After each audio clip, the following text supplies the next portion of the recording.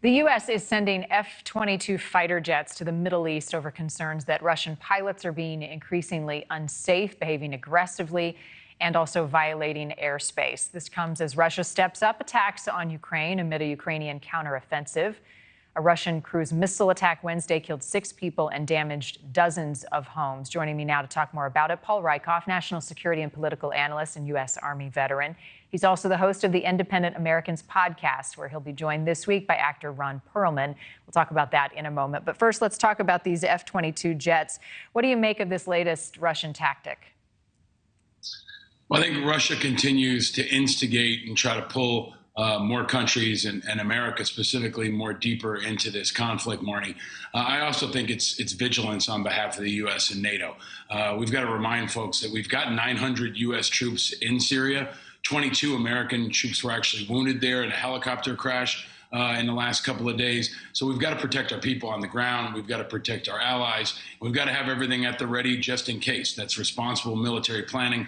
And as we've seen over the last couple of weeks, this offensive in Ukraine is underway, and we're in for likely a very violent and unpredictable couple of months and maybe even couple of years in Ukraine and throughout the region. Russia has been stepping up attacks in Ukraine given this counteroffensive. There was the shelling in eastern Donetsk region on Wednesday. 6 people were killed.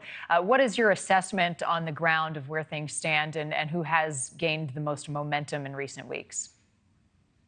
Well, I think it's always really hard for Ukrainian civilians, and I think that's a point to underscore, because we talk about, the military chess pieces and the missile attacks, but I think it's important to remember as we think about Father's Day, this weekend, that there are families, there are children, there are sons and daughters on the ground in harm's way. And the dam attack by the Russians has been absolutely devastating. Hundreds of thousands of people throughout Ukraine don't have clean drinking water, animals, infrastructure, everything has really been disrupted. And I think that's going to overflow into the entire region. But it looks like the Ukrainians are making progress. They've captured about 7 villages in the west, and this offensive is starting to roll forward.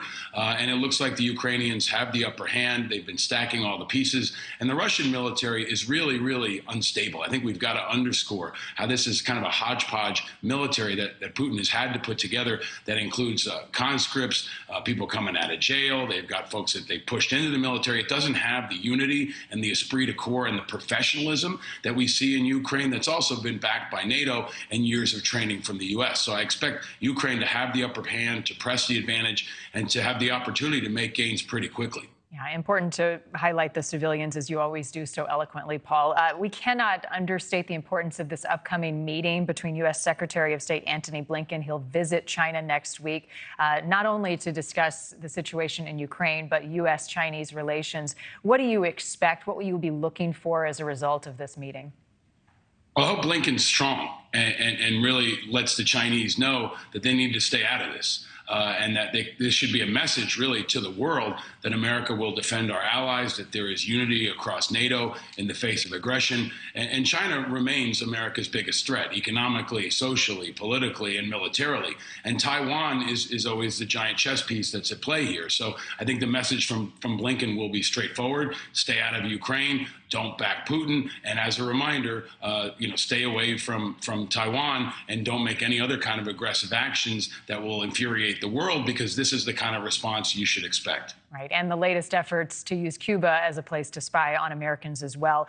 This is important to you. I want to talk about it. Important to all of us, it should be. You tweeted Wednesday about veteran suicides and included a post with resources that are available to veterans from the VA. What are some of the resources that are helping those who are challenged transition back into civilian life?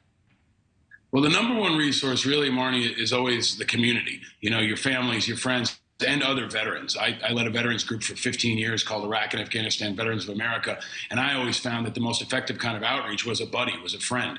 So especially as we passed Memorial Day, which was pretty tough, as we think about the ongoing challenges that are happening in Afghanistan to our allies, and even as we approach things like Father's Day and July 4th, the community, the veterans have got to rally around each other. Older veterans have got to look back to younger veterans and help those men and women out. And the VA gets beat up a lot. It definitely needs improvement, but there are high-quality quality mental health resources at the VA. There's a veterans crisis line out there, and there are veteran service organizations that continue to organize and step up and help veterans navigate that complicated bureaucracy and just feel like they're a part of an extended family. We always say the military is like one giant extended family. Thank you for watching. Go to newsnationnow.com to find News Nation on your television provider. And don't forget to click the red subscribe button below to get more of News Nation's fact-driven, unbiased coverage.